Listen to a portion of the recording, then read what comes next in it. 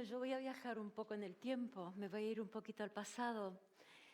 ¿Por qué me dedico al mundo árabe? Porque creo que en este momento, con todo lo que está pasando, uno se siente un poco en la necesidad de contar la cara amable de este mundo. Y tiene una cara amable maravillosa, tiene una historia increíble que aquí en España tenemos tanto de ello. Y creo que este es un momento muy bueno para que conozcamos por lo menos unas ligeras pinceladas. Dicen que para conocer el presente hay que conocer el pasado. Y poco a poco vamos a hacer una ligera, porque además muchas cosas del pasado tienen que ver hoy en día. Se dice en protocolo que cuando no existe una legislación protocolaria, son los usos y costumbres, las costumbres y las tradiciones las que mandan, por las que uno se rige. Y el mundo árabe no tiene un protocolo legislado. Como se darán cuenta, pertenezco al mundo del protocolo. Entonces, primero vamos a definir un poco lo que es la palabra árabe. Árabe es un grupo de pueblos que tienen un denominador en común que es el idioma, una serie de costumbres y una serie de tradiciones. No es lo mismo los países árabes, que son 22 y conforman la Liga Árabe, que los países islámicos, que son 57 y conforman la Conferencia Islámica Mundial. Entonces, antiguamente, para designar la palabra actual de protocolo era adab. ¿Y qué significaba? Eran esos usos y costumbres correctos, la forma correcta de dirigirse, de interactuar con los seres humanos y con las cosas, porque uno las valoraba. Poco a poco, a medida que se fueron expandiendo y fueron aprendiendo de otras culturas, ¿qué sucedió? Que fueron también incorporando nuevas cosas. Y nos encontramos que en la Edad Media empiezan a aparecer libros de buenas costumbres y buenas maneras para todo. Buenas maneras para el buen estudiante, el libro del buen profesor, el libro del buen alumno. En suma, una serie de buenas maneras que poco a poco iban designando esa palabra antigua de usos y costumbres, empieza a representar en la época de los abásidas hidalguía, saber estar, una persona que tiene arte, porque el adab también significa tener arte. Y una persona que se dedica al mundo de los eventos, y vosotros hoy lo estáis viendo, necesita tener arte para hacer una cosa en concreto y para hacer una cosa buena. Seguimos yendo un poco al pasado. El primer tratado de buenas costumbres o de buenas maneras es el Tratado de Prises. Se debe su nombre al arqueólogo francés que lo descubrió. ¿Qué hay en ese tratado? Están contenidas las enseñanzas de Taotep, que era para que un joven egipcio pudiera ascender en la escala social, tenía que respetar una serie de normas. La primera de ellas, de las tantas, hay un libro de Christian Jacques que habla las máximas de Taotep, pero una de ellas decía, por ejemplo, el sabio dice cosas tan interesantes como el artesano. Entonces yo, ser humano normal, debo aceptar tanto las palabras del sabio como las palabras del artesano. Y si alguien pretende hacerme enfadar o provocarme, no he de hacer caso a esas provocaciones, sino mantenerme en un estado cool, como dirían los ingleses. Y la otra es, si un ser de un rango superior al mío me invita a comer, lo primero que tengo que hacer yo es aceptar. ¿Por qué? Porque esa persona me está concediendo un honor, me está dando un honor que es aceptar. Ahora, ¿cómo tengo que ir? ¿Cómo me tengo que presentar? Primero, vestido de una forma elegante, discreta. No hablar si no me hablan primero, sonreír cuando mi anfitrión me sonríe. ¿Y qué hacemos cuando viene la comida? No quedarnos mirando la comida con ansiedad, porque eso es una mala educación. Simplemente pasar por encima, mirarla como parte del mobiliario, es una parte de una cosa que a mí me están dando. Y entonces con eso vamos demostrando, vamos ascendiendo en esa escala social que era tan importante para ellos.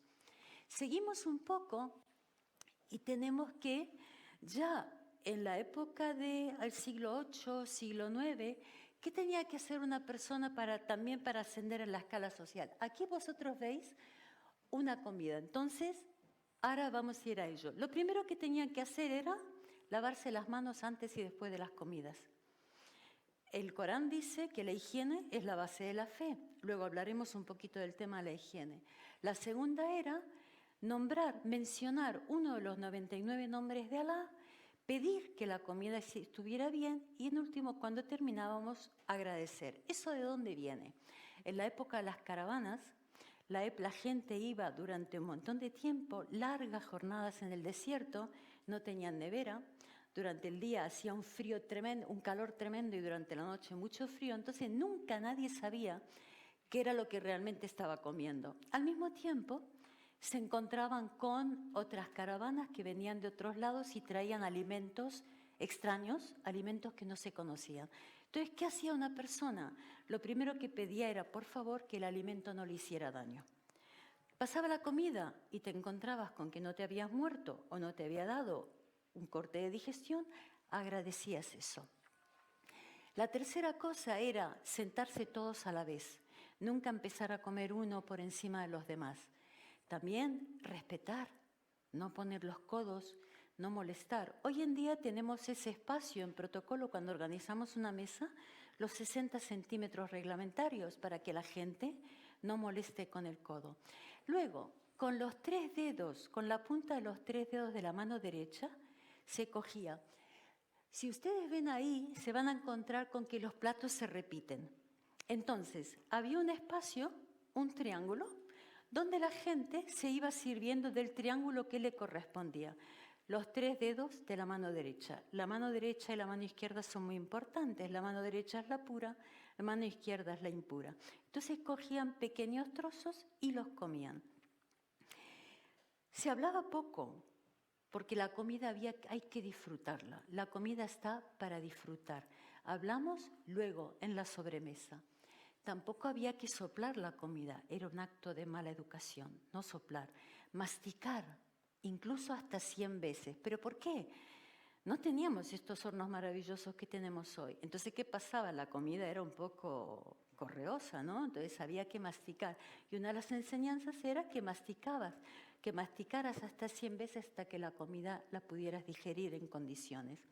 Luego también no escarbarse los dientes, no meterse los dedos en la nariz. Hoy en día eso nos parece alucinante, pero en aquella época no. Entonces era una base tremenda de buena educación. Y por último, si uno quería estornudar, tenía que irse un poco hacia atrás, estornudar. Lo que hablábamos de la higiene, hasta tal punto, fijaros, lo que os decía, por ejemplo, lo de comer con los 3 dedos de la mano derecha. Lo que hablábamos de la higiene, en la época de Al-Ándalus era tan importante la higiene que la gente guardaba hasta la última moneda que podía tener con tal de comprar un jabón. Entonces, si uno tenía dinero, tenía sus propios baños, pero si no tenías dinero, te ibas a los baños públicos. Aquí vemos uno del siglo XI en Jaén, los hammam, que en algunos momentos, en un horario iban los hombres y en otro horario iban las mujeres. Las mujeres cuando iban se encontraban con que las bañaban, las depilaban enteras, les ponían crema y por último les ponían perfume.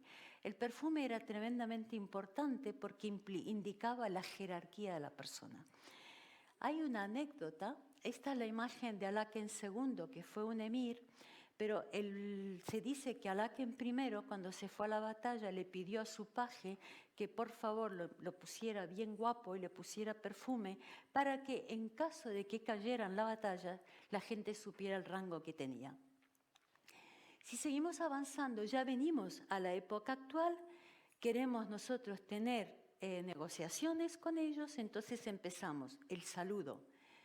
Hay distintos tipos de saludo. El saludo, el principal, el que se ha hecho durante toda la vida, es la mano derecha sobre el corazón y al mismo tiempo deseando la paz. Ahora bien, tenemos el saludo occidental, que es, como no tengo a nadie para interactuar, hago yo. Hay una distancia prudencial entre una persona y otra. Ahora, ¿qué pasa? El lenguaje corporal. El lenguaje corporal es muy importante.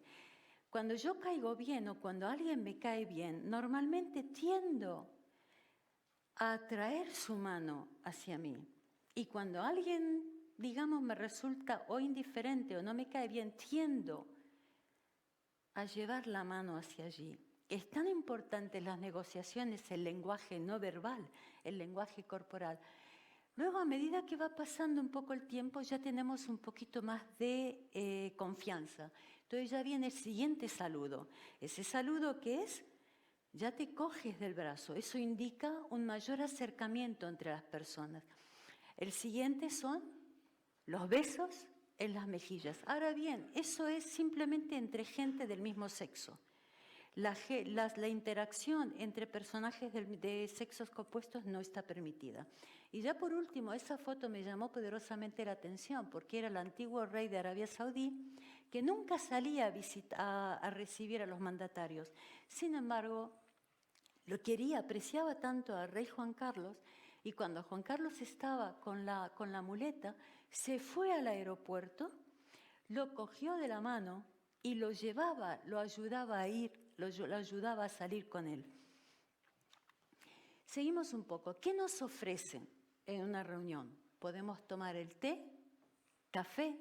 Ahora, si vosotros veis, esta es un poco la ceremonia en una jaima, la ceremonia del té.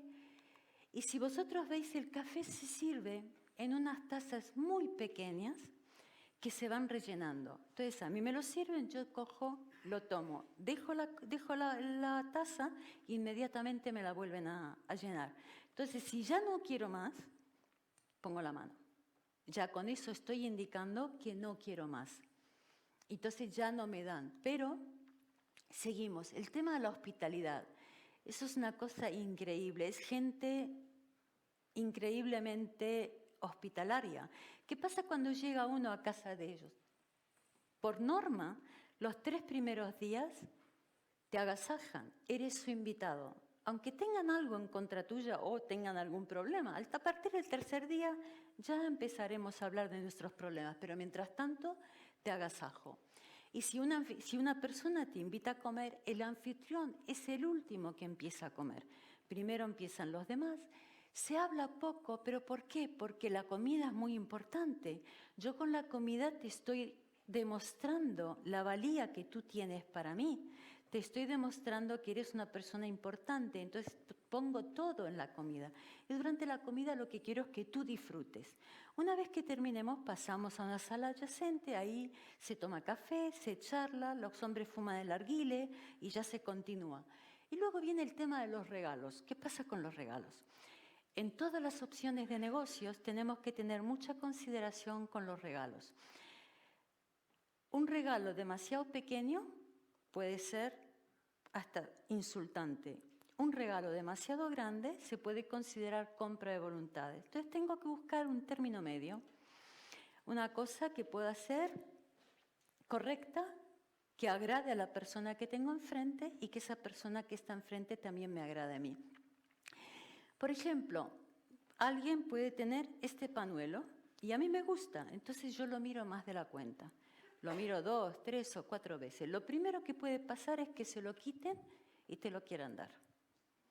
Entonces también eso, no miremos con demasiado detenimiento algo que nos gusta porque se van a sentir obligados o con que te guste y te lo voy a dar. Y el regalo que hagamos es, ellos van a pretender hacer o el mismo regalo o algo superior. Y como me queda ya muy poco tiempo, quiero terminar con algo anecdótico. No sé si conocéis, los que no conocéis Medina Azahara, os digo de verdad, ir a verla porque es extraordinaria. Entonces, este es el salón rico del califa. ¿Qué pasaba? Las paredes eran de oro y plata. Entonces, llegaban los invitados, unos arcos tremendos, pasaban por la casa del visir, entraban por el salón rico del califa. Donde está aquella señal, se sentaba él. A mano derecha se sentaban los varones de la familia, a mano izquierda los restos. Y los invitados se sentaban por orden de mayor a menor.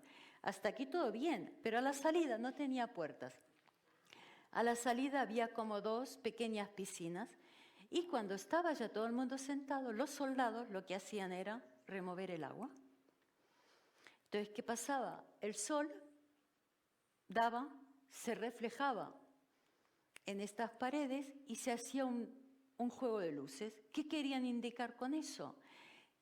Además de ser muy rico y de tener mucho dinero, ten cuidado conmigo porque también tengo poderes sobrenaturales. Espero que haya sido una cosa agradable y muchísimas gracias.